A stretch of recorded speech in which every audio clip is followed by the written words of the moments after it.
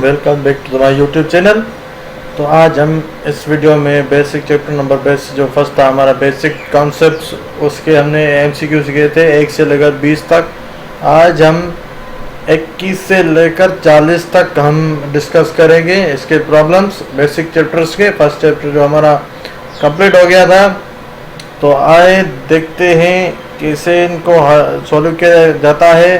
तो स्टार्ट करने से पहले अगर आप मेरे चैनल पर न्यू आ रहे हैं तो प्लीज़ सब्सक्राइब कर दीजिएगा और लाइक भी कर दीजिएगा। तो ये जो एमसीक्यूज़ हैं ये आपको प्रिपरेशन यानी बापडा की जो एसटीओ का जो पोस्ट होती है, बीपीएस जो भी है, उसमें आपको काम आएंगे। और जब आप यूनिवर्सिटी की कोई भी एंट्री टेस्ट आप देंगे तो उसमें फिजिक्स के कुछ क्वेश्चंस हैं तो वो भी आपको काम आ सकते हैं, तो आप देख सकते हैं इस वीडियो में। तो अब चलिए स्टार्ट करते हैं 21 क्वेश्चन से। तो हम देखते हैं। अब दिया 3 equal resistors connected in series across the source of EMF together dissipate 10 watts of power. What would be the power dissipated in the same resistor when they are connected in parallel across the same EMF? तो इस जो ये question होगा कि जो three resistance है वो connect हुए हैं इक्वल वैल्यू वाले, तो वो पावर उनमें से डिसिपेट जो हो रहा है वो 10 वाट्स हो रहा है।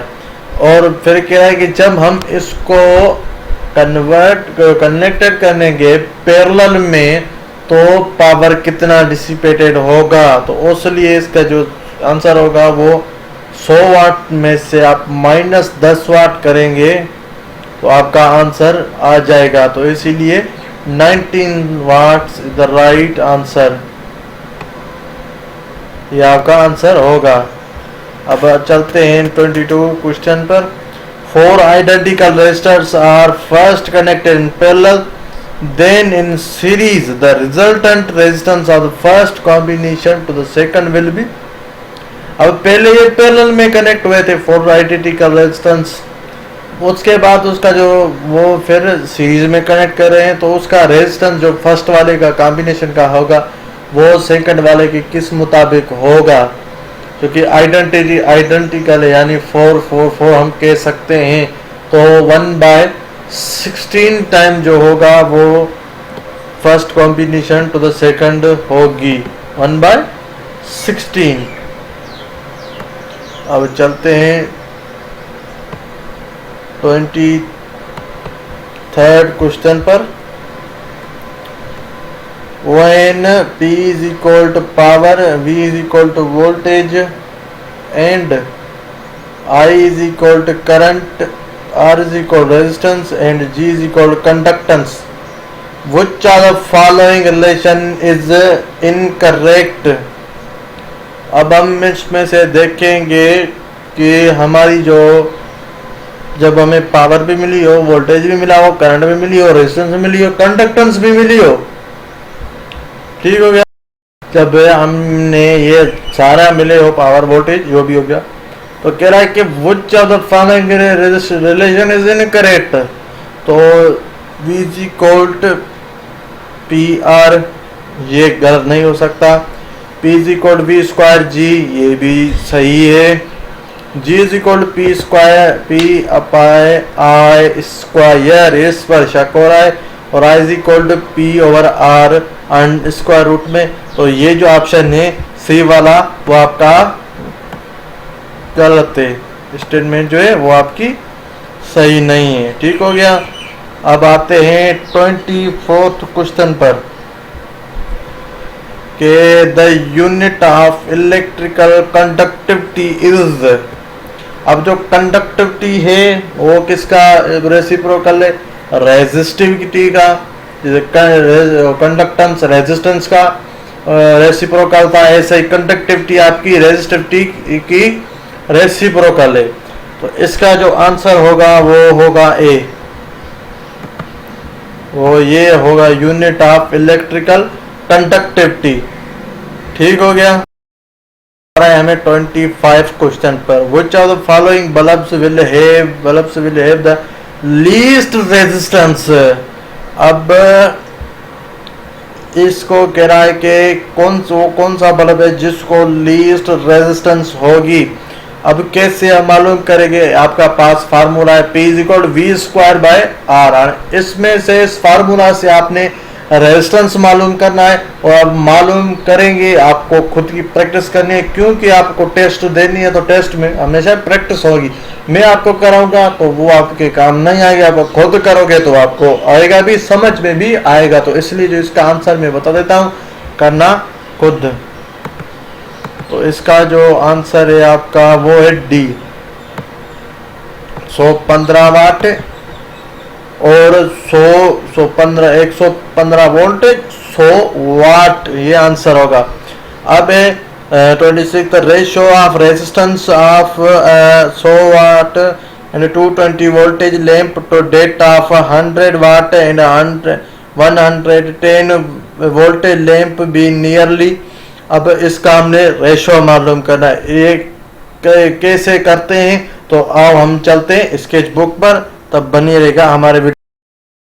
तो अब हम स्टार्ट करते हैं। जैसे हमारे पास ये फार्मूला है P = V²/R, और ये फिर हम लिखेंगे P = V²/R। तो R का हमने मालूम करना है, अब रेजिस्टेंस मालूम करना है।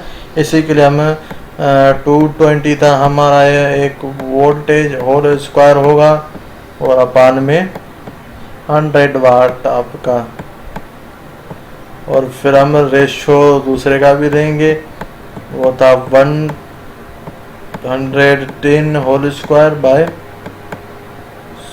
100, यानी अब 220 का स्क्वायर होगा आपका ये 84,400 बाय आपका होगा 100। अब ये फिर रेशो 121 अपान में, सॉरी इसमें मुझे गलती हो गई है, मैंने 8 जो है वो बीच में लिखने दे, मैंने इधर लिख लिए ये 8 और ये 4। अब ये कैंसिल हो जाएगा। अब 121 का जो इस पर टेबल जाएगी वो रेशो आपका बनेगा 4:1, यानी 4/1 = 4। तो इसका जो आंसर क्या आएगा 4, ए आएगा ऑप्शन, आपका आंसर आएगा ए। अब चलते हैं आगे। 27th number question, the resistance of 100 watt and 200 voltage lamp is. ये भी इस तरीके से हमने करना है। तब चलो इसके बुक पर हम आ गए हैं। तो यही आपको फार्मूला होगा, यही हम यूज करेंगे, R² = V² और R, सॉरी यहाँ पर P लगेगी, R नहीं लगेगी, P लगेगी यहाँ पर, मैंने R लिख दी। तो देखते हैं वोल्टेज कितने थे, 200 वोल्टेज है, 100 वाट है, 200 वोल्टेज एंड 100 वाट। अब 200 का स्क्वायर होगा वो ये होगा,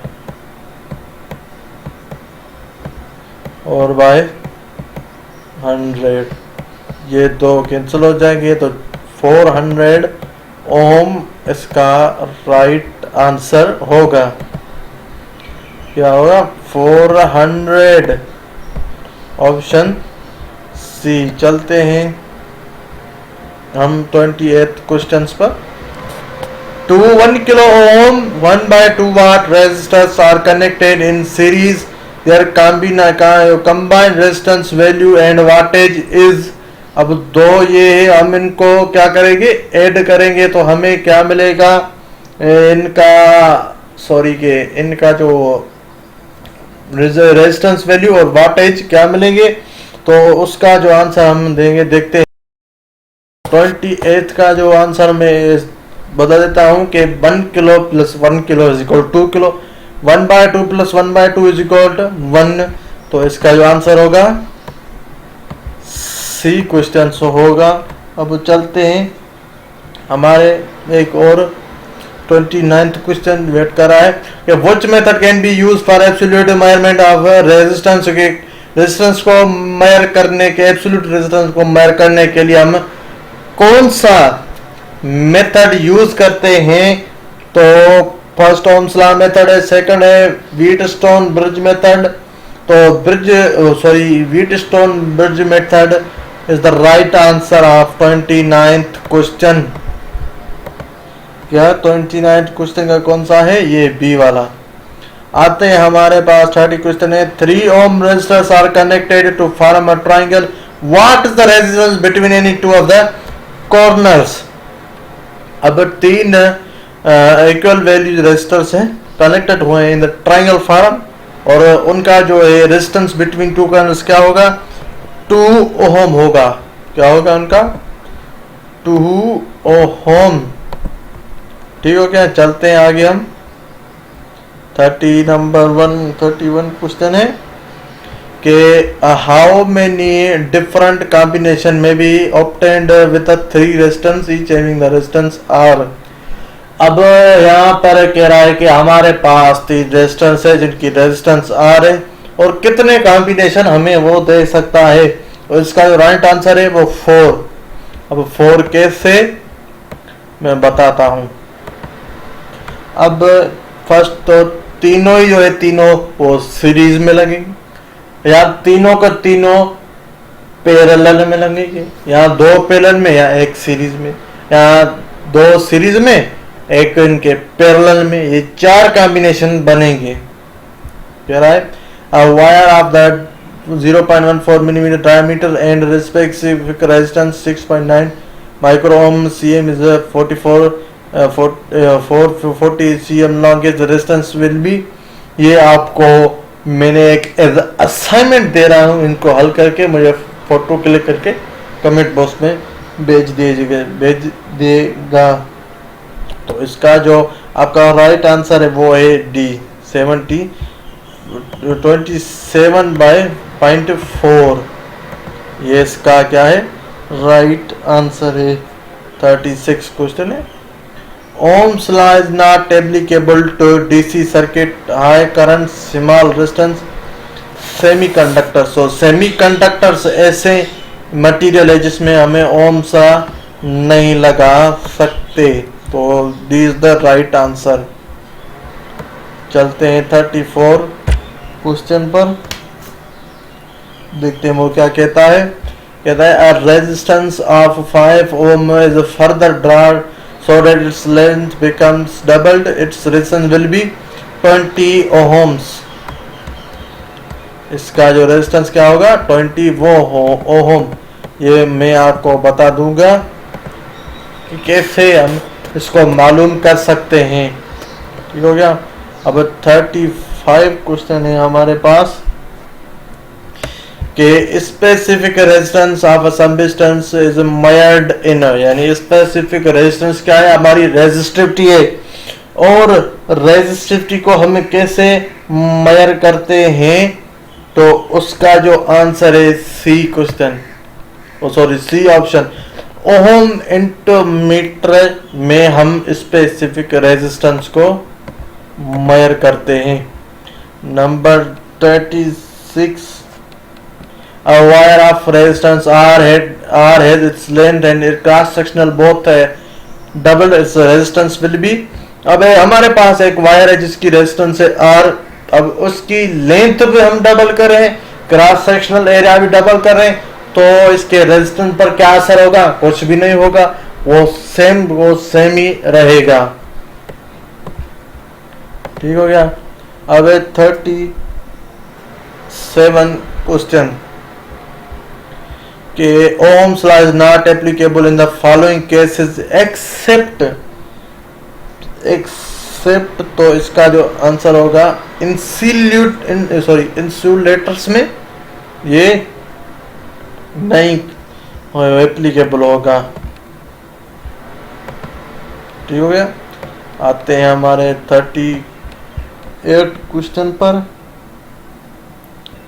the element of electric heater is made of, nichrome से हमारा इलेक्ट्रिक हीटर का एलिमेंट बना होता है। 39 question. 5 × 10⁻16 electron pass across the section of a conductor in 1 minute 20 seconds, the current flowing is।